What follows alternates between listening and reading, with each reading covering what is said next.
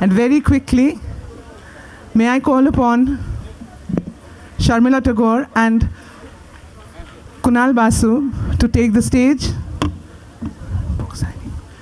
And Rajdeep and our other panelists, Sankarshan, Meher, they'll all be going to the bookstore. The title of our session is Dark Cities. And there'll be a little bit of discussion and a little bit of reading, and then we'll throw it open to the audience. My first question to these two panelists who have traveled the world, who have been to several cities, who have lived in many cities, why do we tend to look at cities as big, bad, dark places? You know, who would like to go first? You know, my take will be completely different, because obviously I don't look at any city as either big, bad, dark. I mean, obviously, no city can be just one-sided. We have everything in one city. An urban complex, and where so many people come with their hope, aspirations. Obviously, it has many, many, many sides. I mean, and even the dark areas of that particular city has its lighter moments, and that all that aspirational and doing very well areas of the city also has its dark moments. So to me, it's that many faceted, many influences. That's what a city is all about. Right. You know, it's thriving and it's never really one-dimensional. Okay, I think because I asked this question because we tend to sort of, in our minds, we have been conditioned to idealize rural life and idyllic villages and, you know, the scenic countryside juxtaposed against cities which are teeming, crowded, maybe dirty, dark, unpleasant. Would you? You know, I would just jump in here. Sorry, I would just say that maybe it's not politically correct, but now I think the urban people are much more innocent than the village. That, I think, is the subject of a completely... we should have a separate session just on that, I think. But Kunal, would you... Kolkata is beautiful. I was born and raised here, and I'm madly in love with this city. So the person that you're madly in love with must be a beautiful person, no? But this city really is not, I agree with you, it's like an universe. Now the universe has many different planets. Some people live in Uranus, other people live in Mars. And they know the world inside their planets very well. They have their friends, their jobs, their business, their local neighborhood shops, whereas they're in many cases blissfully unaware of what happens inside the other planets, which is what happened to me. I'm a South Kolkata boy. I was raised near the lakes. And when I started going to Zakaria Street, which is about 3 kilometers from here, maybe less, along Central Avenue, it seemed like it was a different city. It was not Kolkata anymore. You know, one reads statistics, one reads reports, one hears journalists, but nothing makes a city real as a real experience.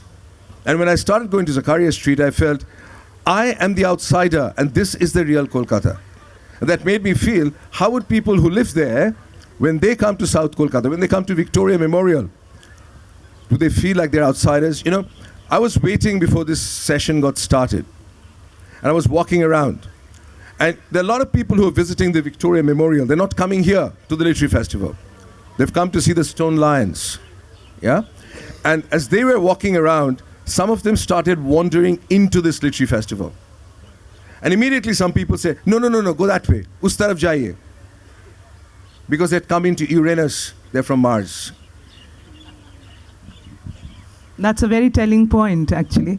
Sharmila, this is just a very personal question. Have you ever discovered aspects of the cities that you've lived in that you've not been aware of?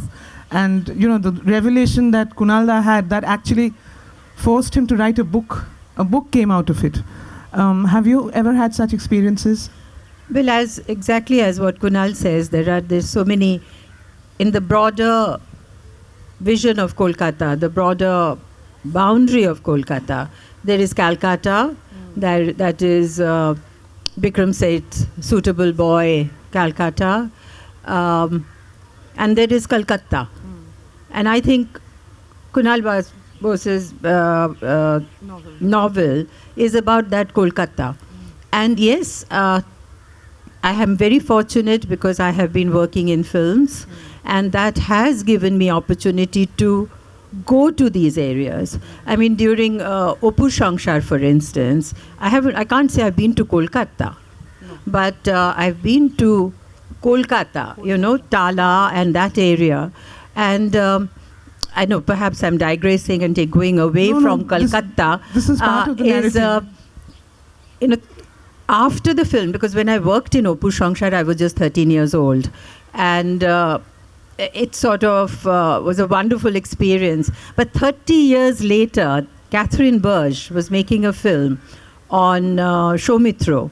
And she took me to that area because she wanted to film.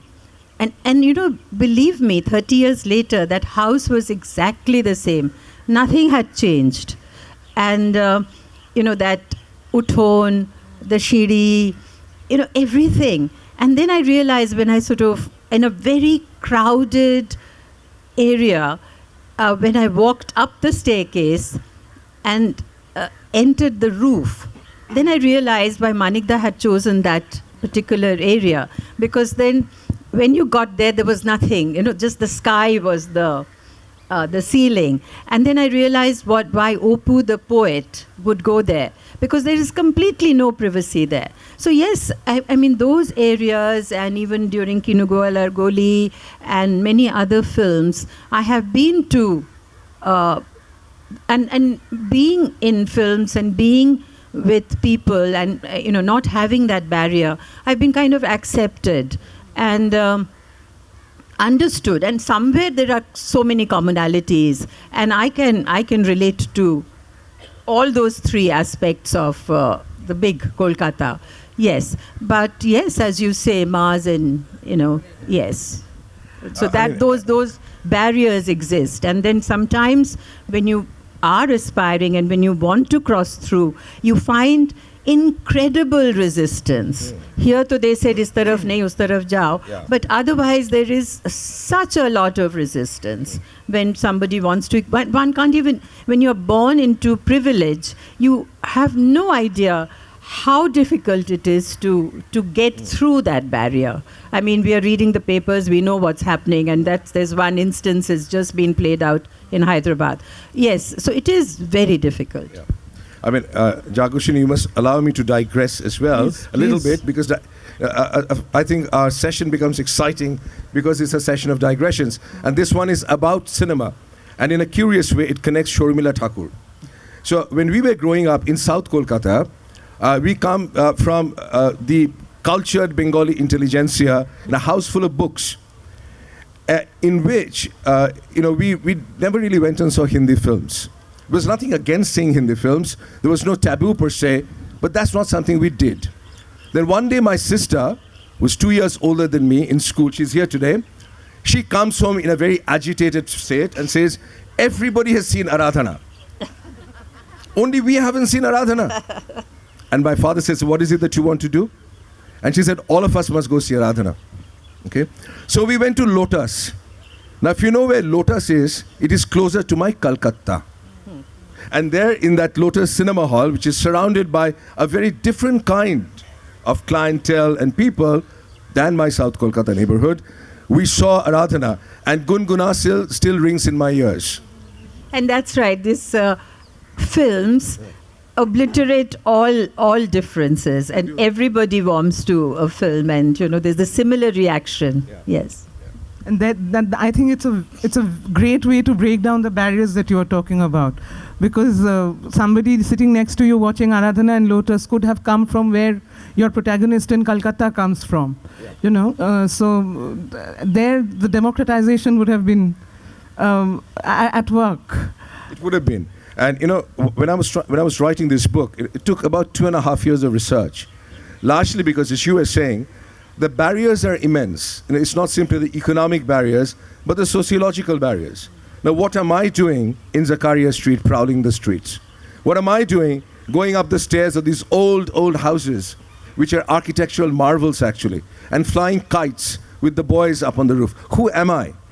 And it's very hard to explain that my interest really is one of observation. Because people don't transgress borders without a reason for transaction. I'm not here to buy anything. I'm not here to sell anything. I'm not a journalist. I'm not here to collect information, or a photographer or something like that. And that in many ways is a difficult bridge to cross. But does that mean that you're viewed with suspicion and they don't open up to you? How did you progress with your research? Here's the story. If you believe in God, and you don't have to, if you believe in God, then you must know that God is kind to authors. Okay? So when I thought of this story, I said, look, Kunal, how are you going to do this? I mean, I don't know anybody who lives in Zakaria Street. So I was at the Jaipur Literary Festival 2 years back with my previous novel. And there was a party. And there was this gentleman, an elderly Marwari gentleman, who was there, and he was talking in Pidgin Bangla to somebody. And so I said, well, are you from Kolkata? He said, yes. Where in Kolkata? And he said, Zakaria Street. And I latched onto him shamelessly. You know? And I became his friend. And this gentleman, who runs an NGO which deals with education, women's education and health in Zakaria Street, led me by the hand. And he knew everybody. He knew the Imam of the Nakhoda Mosque, who became my friend. We would sit for hours and talk about Salman Rushdie. He had no difficulty with Salman Rushdie. We would go to all the traders, the gem dealers, the ittarwalas, the mafia. Okay?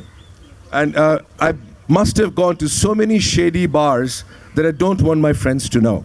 And Kunalda was looking for gigolos, just for the record. So the picture was complete. Not only was he going into an alien neighborhood, he was actually going looking for gigolos. So, Not just that. I think the book, I think, is it has really moved me deeply. I read it and I just loved it. And it's the way he narrates the story, the way he tells his story. And it's completely credible and believable. And Jamshed, and it's such a beautiful character that you have created. And his when he's 6, right? He's already in Calcutta, Kalkatta, when he's 6 years old, and how he gets his birth certificate, how he grows up in that, and his friends and his teenage, the kind of learning that he has, that when he wants to excel, like he latches on to Rakib because he's the hero. I mean, he knows women, he knows, he owns a gun at the age of 14, and how he's influenced by them, how he learns to steal, just to impress, just to be one of the gang. Yeah, that's his identity. And then from then, it leads one thing to another, and then you have this wonderful mother. Her entire hope is to make something of the children. She doesn't want her son to be a tailor like the father, wants a better future. And how she's defeated at every stage, she doesn't even know. And she's relentlessly working as a, Zari, doing borders and crafts person, hardly getting paid. And, her dreams sort of invested, and how both the children, in one goes in one direction, the other at one point, but how as if he's, that wonderful thing you say about the butterfly, and how this is trying to become a butterfly, and a well-wisher tries to cut the cocoon, and the butterfly is not ready to fly and dies. It's a story from the Shura. Yeah. And in the Surah there's a story which Muhammad told, the Prophet told his followers, that one day there was a butterfly which was about to be born, breaking outside the cocoon. And there was a little boy who was observing the birth of the butterfly. And he said, why don't I help him, or help the butterfly? So he takes a pair of scissors and he cuts open the cocoon from which the butterfly emerges.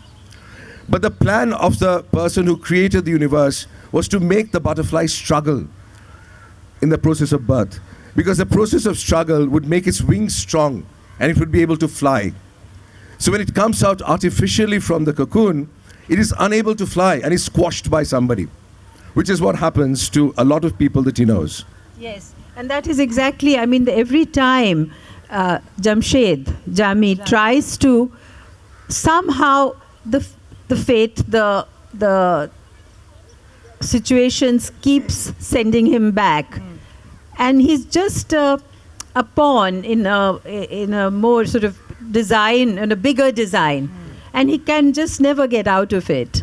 I mean, there's a section in this book. So when Jamshed gets a job in a travel agency, by the way, he comes to Kalkatta as a young boy, but he doesn't have the Indian passport. Okay, so how do people who don't have papers get passports? So I started my research. I asked a friend who works in a travel agency, so, well, can you introduce me to a passport forger? And she did. And this gentleman came to my house, white shirt, black trousers, very respectable, wearing spectacles, briefcase in hand, mobile phone. And he sat down and he said, this is how you get address proof. This is how you get identity proof. This is how you get birth proof. And then he said, do you want an Indian passport? I said, no. He said, I can get you a Bangladeshi one too, if you want to, So writing this book has been a huge learning experience for me in terms of what can happen in this city. And you're quite capable of such things, because he actually asked the commissioner of police for a lead on gigolos. The first person he approached was the commissioner of police, saying, can you actually introduce me to somebody who can lead me to... But Jagushini, there being a native Kolkatan helped me, So when I, again, thought of, how do you meet gigolos? They don't naturally form, in our circle of friends. You couldn't stop people in the middle of the street and say, excuse me, can I talk to a male prostitute here? You can get beaten up for things like that. Okay. So I went to Shunil Gangopadhyay. He was then alive. And I said, Shunila, can you introduce me to a senior police officer? And he knew I was in trouble. So he called Gautam Mohan Chakraborty, who was then the commissioner of police, and said, and I have to say this in Bangla, Gautam, আমি কুনালকে পাঠাচ্ছি, এটা কোনো criminal case না. So I go to Lal Bazaar and I walk in. There are no body checks. Nobody asks for an identity proof. I could be from any one of the terrorist organizations that the previous panel here was talking about. And I walk into his room. It's very impressive. It's from the British Raj with all these photographs up on the walls. And he serves me Darjeeling tea. It's all very civil. And he said, how can I help you, Mr. Basu? And I said, I'm looking for a few gigolos. And to his credit, he didn't bat an eyelid. He didn't ask you why. No, he didn't bat an eyelid. The police must have, they get all kinds of requests from time to time. But he helped. He led me on to an incredible woman who then headed up the anti-trafficking cell in the Calcutta police. And one thing led to another, and I gradually met with these young boys. Yeah. And by the way, the boundary around Victoria Memorial is one location where you might find them in the evenings.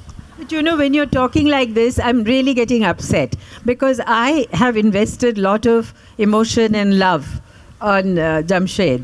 He's a very, very dear character for me. So please be careful of what you say about gigolos now.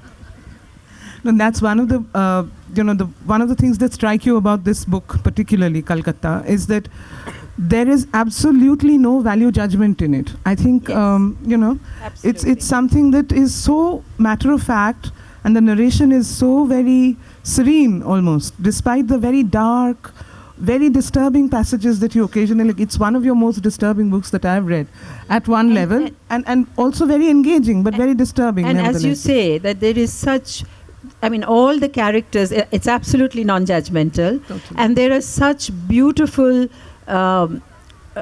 character, the attributes. They're such gentle. Jamshed is so gentle and so kind, really.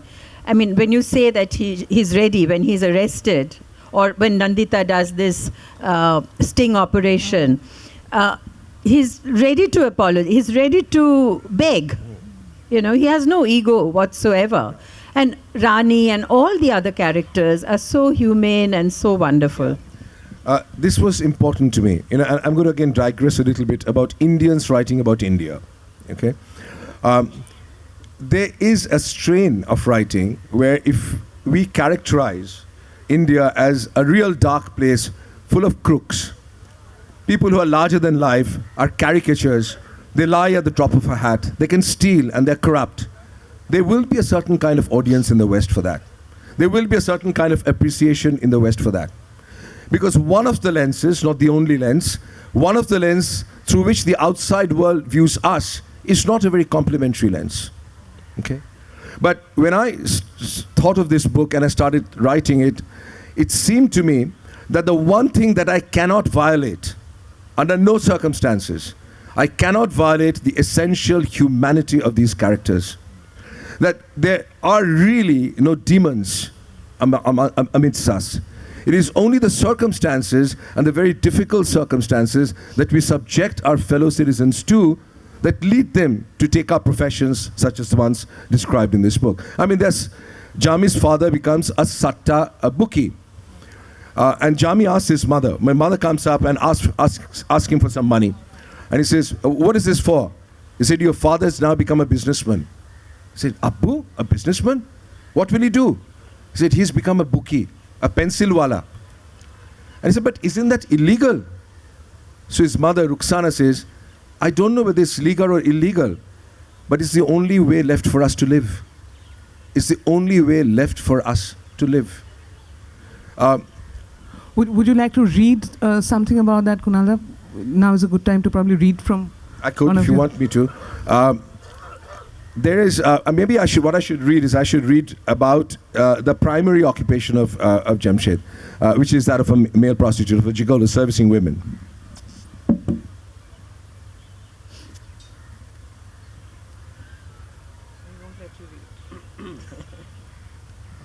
This terrible throat, by the way, has been caused by the Jaipur Literary Festival.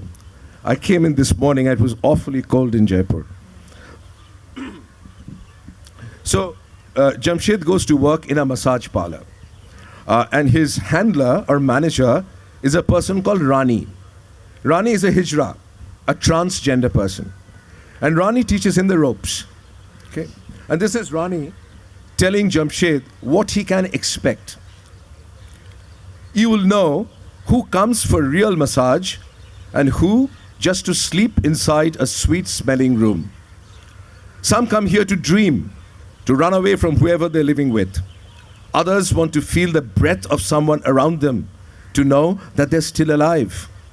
Just think of Mr. Sen. In his mind, he's still a justice, when he's now a nobody. Paying 1,000 rupees makes him feel like a tiger. And then there are our parties, those who come here because they've been wronged. Wronged? Their husbands have neglected them because they've become fat. Or someone else, a secretary or a bar girl, has taken their place. Their bodies are still hungry. Like brides, they come here to be with their grooms on their flower bed. Rani was right. There were parties who wanted to be my wife, like Mrs. S. I can't give her real name, at least the one by which she wanted me to call her. She became jealous if I couldn't give her time, thought I was with another woman, another wife, and became upset. You're mine. You're only mine.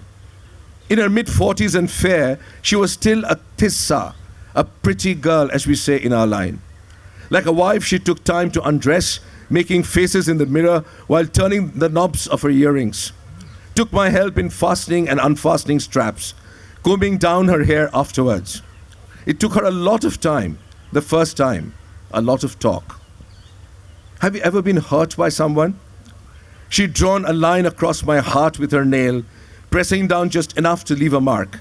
You will know it's serious when it stops bleeding, when there's no more blood left, just the pain.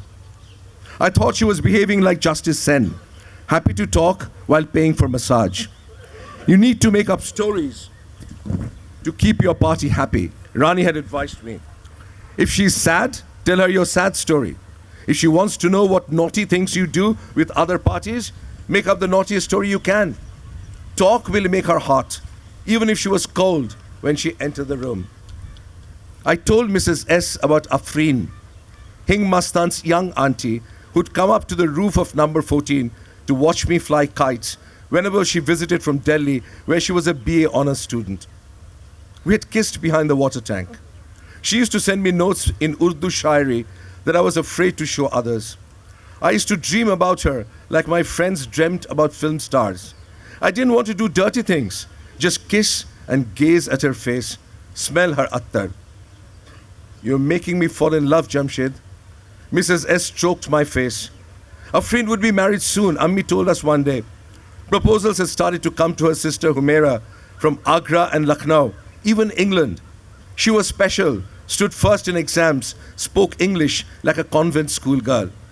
Why didn't your mother press her friend for you? How could she? Even after a decade in number 14, we were still called refugees. Ammi was just a Zari girl, and Abbu struggling to become a successful pencilwala. Plus, who'd select a langdi for a sister-in-law? Did the two of you ever? I'd shaken my head. Oh, Jamshed. Then we had sex. Like Afreen and Jamshed. Not like Mrs. S and her gigolo.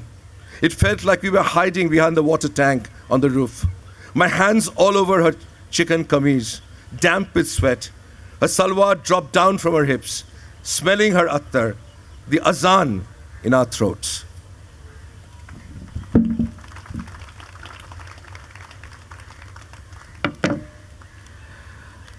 Do you see a film there, Sharmila Di? It's a very, very visual book. Even, of course, this is very visual. Even the Zakaria Street and the gang, Rakib and Munna and Bakki, all their, what they do and how they live. That's also very visual. And I love the party scene where Kalkatta meets Kolkata, and what he feels and how the conversation goes. One is an art dealer, one is a NGO, one is something else. It's so typical and how they talk, and without really, they're conversing, and yet there is no substance in it as such. They don't mean anything, and how beautifully, and it's not just visual, but how the plot thickens and how he weaves so many elements into it. And Nandita, the journalist, how she traps him, not really meaning to, tricks him a little bit, and for no rhyme or reason. It's not clear why she does it. Yeah. And yet she manages to destroy his life. You see, when I was trying... Destroy his peace of mind, at least. Exactly. Yes. When I was researching gigolos, and I spent a lot of time in their company, I found out that they were desperately afraid of journalists. Because, journalists find out this is an interesting, exciting topic. And if a journalist interviews a male sex worker and takes a photograph with her or his mobile phone and publishes this photograph in the story, then their entire cover is blown.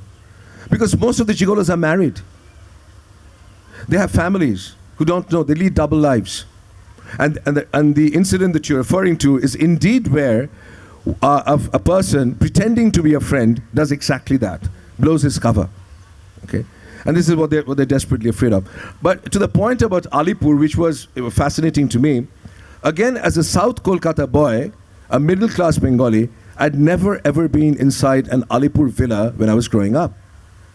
Okay, so the high and mighty of society I'd never encountered. But over time, through my journey through life, I've now been inside a few Alipur villas, and I thought they should also feature in this book because that's another planet in this universe called Kalkatta. Well, in both of your lives, you have come across Calcutta, Kolkata, and Calcutta.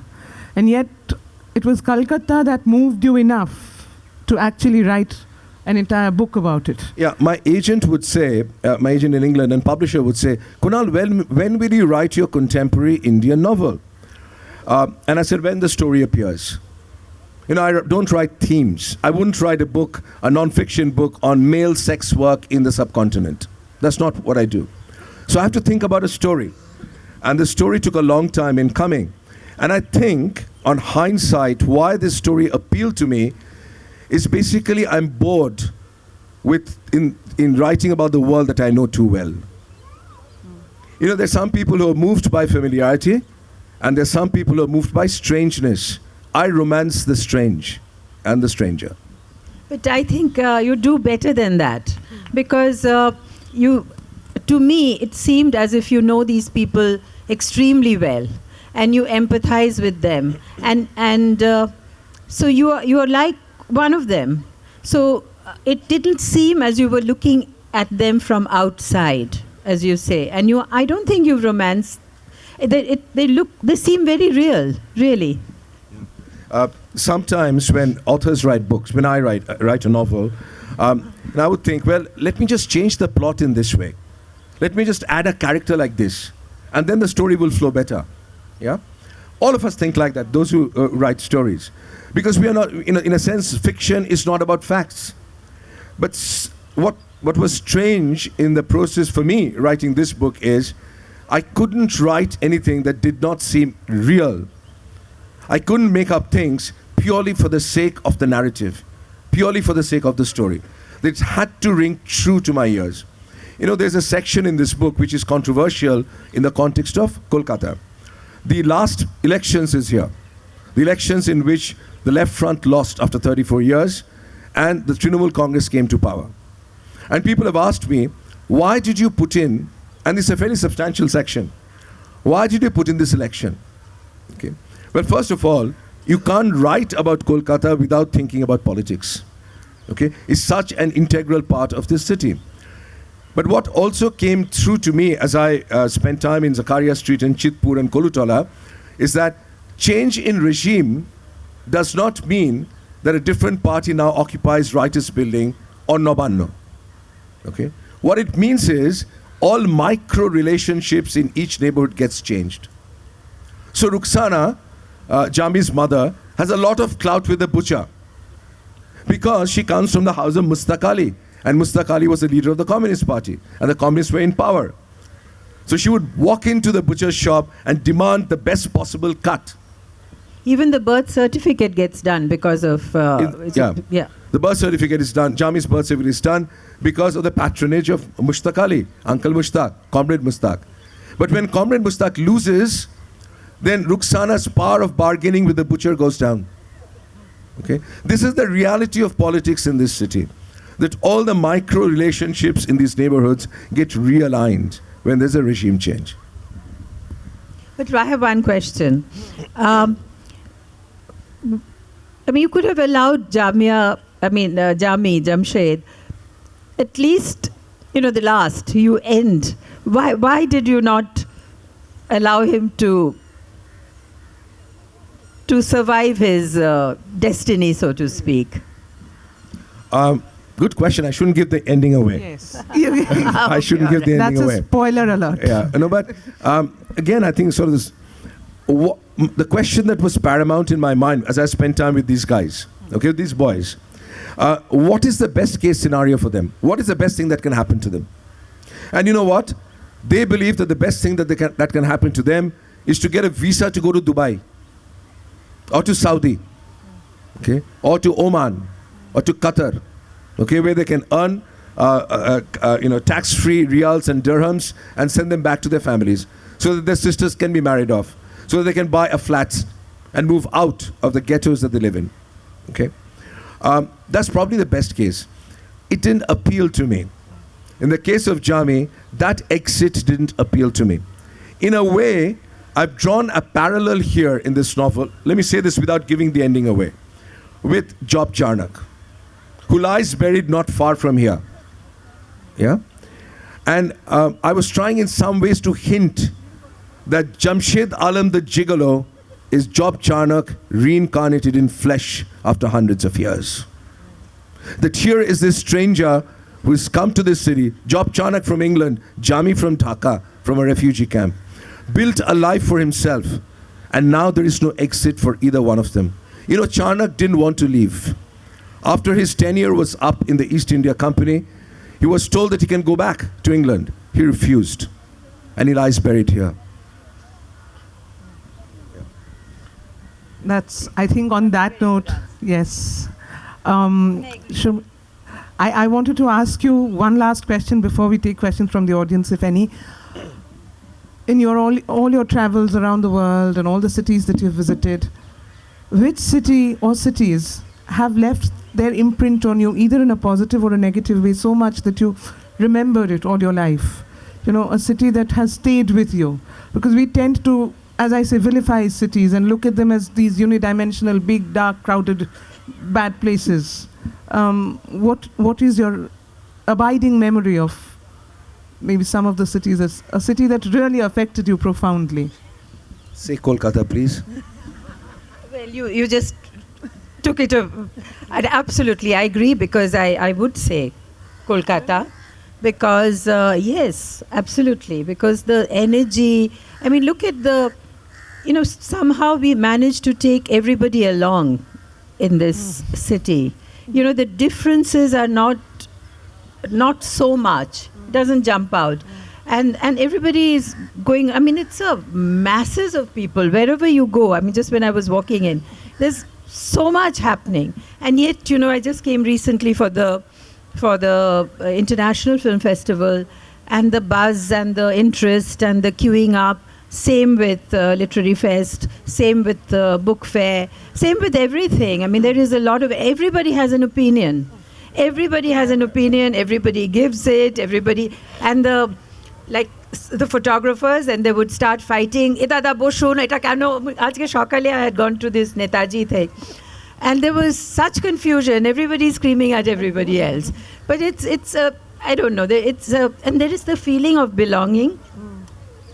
And this, and look at the architecture. I mean, look at that beautiful thing at front. Look at what is behind us. Look at the trees, and look at the, I mean, altogether, it really affects me. But okay, I might be biased because I'm a Bengali, I've grown up here, I've been to school here, I fell in love here, I got married here. So there's many, many memories here. So maybe it's because of that. But yes, I do love Calcutta. I love everything about Calcutta.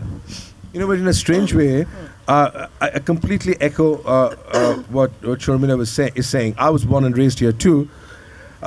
But for me, the reason I love Kolkata the most, despite having spent 30 years in different parts of the world, is because my best friends live in this city and my worst enemies live in this city. Is that right? Well, on that note, let's hope that we can, because we take everyone along, Calcutta, Kolkata and Kalkatta might very well merge more often than we think. We would now take a few short questions from the audience. And when you say, I will be really brief, just make sure you mean it. If there are any questions, are the volunteers ready with the mics? I think there's a question there from the lady there. Yes. A very short question from someone from Britain. Just hearing you say about loving Calcutta and then pointing out the building behind you, are there not ambivalent feelings about the Victoria Memorial and what it stands for? Did you answer that? No, I think it's just very beautiful. I don't. I mean, whoever built it and left it here and didn't take it away, I mean, it's ours now. And we own it and we love it.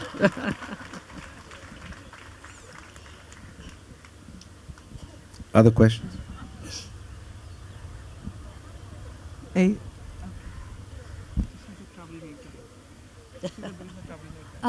Good evening to everybody. This is the briefest question to Mr. Basu. Who are your worst enemies in this city? He's not giving anything away. He told you much. We need to have, All right. maybe someday we'll have a private conversation about that. I look forward to that. You'd be like Chris Gale or whoever. So you can't say things like that now. There's a question here.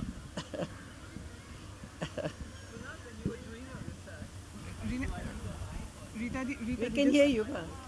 Rita di, I think पीछे ने mic हाँ. You said when you were doing your research, what did you really pose as? Because how did the gigolo differentiate you as an empathetic author from you as an antagonistic journalist? And not How as did they know? Nandita. Yeah, that's right. Yeah, okay. That's right. I mean, first of all, they didn't want to. I will give you a brief answer to that. They didn't want to meet me. They only wanted to speak with me over the phone. Dada bolun, amra bole dicchi. But I had to meet them, you know. For a fiction writer, you need to see what the person looks like and the way they talk and things like that. So I did something which is very uncharacteristic of me. I gave a long interview in Anandobajar Potrika, in Anando Plus. Because they don't read the English press, they read the Bangla press. And there was a photograph of me. And they knew that, and that sort of established that I was not a journalist, that I was a writer. Yeah? And then I sort of chatted with them and talked to them. The biggest hurdle was when I said, I now need to meet your clients. They said, what? You can't do that. I said, but then the story will be incomplete. It will be one-sided. And they strongly resisted that, and then I threatened them. I will go and stand next to you in all your pickup joints, and let's see who gets picked up first.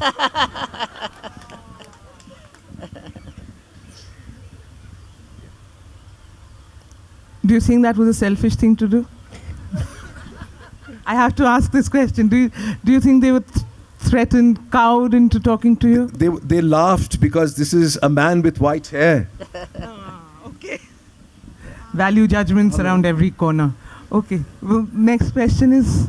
Hello. Okay, somebody has the mic. Hello, yeah. There. Okay. I wanted to ask that being a youth in the city, there's a dissent amongst the youth, especially the educated intelligentsia that you were talking about. So everybody's leaving the city and everybody's, in hunt for employment into the other parts of the country, saying that, Calcutta has not kept up with the other metros of the country. So I was just asking that, do you think that Calcutta is the best place to stay if you are not living in the city? It's easier to romanticize about the city.